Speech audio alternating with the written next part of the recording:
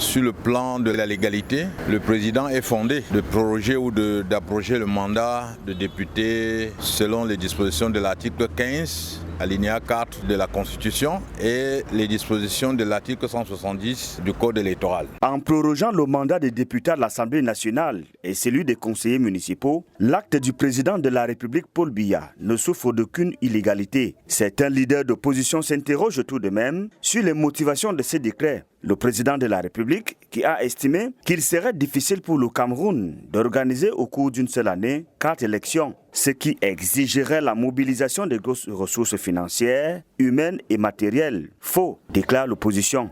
Nous trouvons qu'on est en plein dans le mensonge d'État parce que le Cameroun est capable d'organiser ces élections. Les pays africains moins nantis que le Cameroun ont réussi à organiser les élections générales. On ne peut pas faire comme si les élections sont une surprise. Il n'y a aucun motif, sauf celle de la malgouvernance et de calculs politiciens qui peuvent justifier cela. Pour les militants du parti au pouvoir, c'est un mauvais procès qui est fait à leur parti politique et notamment à leur président national, président de la République. C'est un mauvais procès qui est fait au RDPC. Les dispositions constitutionnelles sont claires. Le deuxième point, c'est que lorsque vous prenez la réalité électorale chez nous, dès la convocation du corps électoral jusqu'à la proclamation des résultats, ça mobilise généralement de nombreuses ressources humaines, financières et matérielles. En termes de matérialité, c'est 24 heures sur 24. Il n'y a pas une seule seconde que vous puissiez consacrer à une autre activité.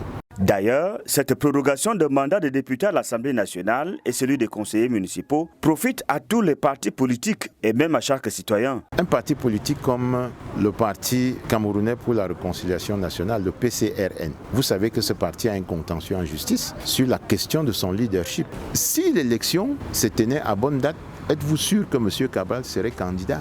Donc, c'est une lecture précipitée que de penser que ça profite uniquement au RDPC. Si vous prenez maintenant le cas du MRC, le MRC n'est nullement exclu. Au contraire, les dispositions de l'article 121 du Code électoral sont claires. Les partis politiques qui ne sont pas représentés à l'Assemblée nationale, au Sénat ou dans les conseils municipaux, présenter les candidats dans les conditions de la candidature indépendante. Maurice Kamto devra désormais rassembler 300 signatures des dignitaires du pays, équation suffisamment difficile.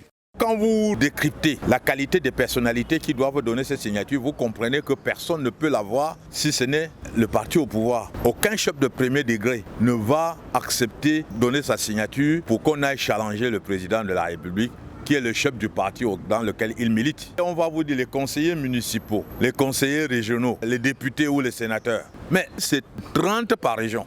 Et donc c'est impossible de réunir ces signatures. Dans la rue, le mouvement pour la renaissance du Cameroun, MSC, n'aurait pas dû boycotter les dernières élections législatives et municipales. Son leader Maurice Kamto devrait s'en prendre à lui-même. Le cas de Maurice Kamto constitue une absurdité assez criarde dans l'histoire politique de notre pays.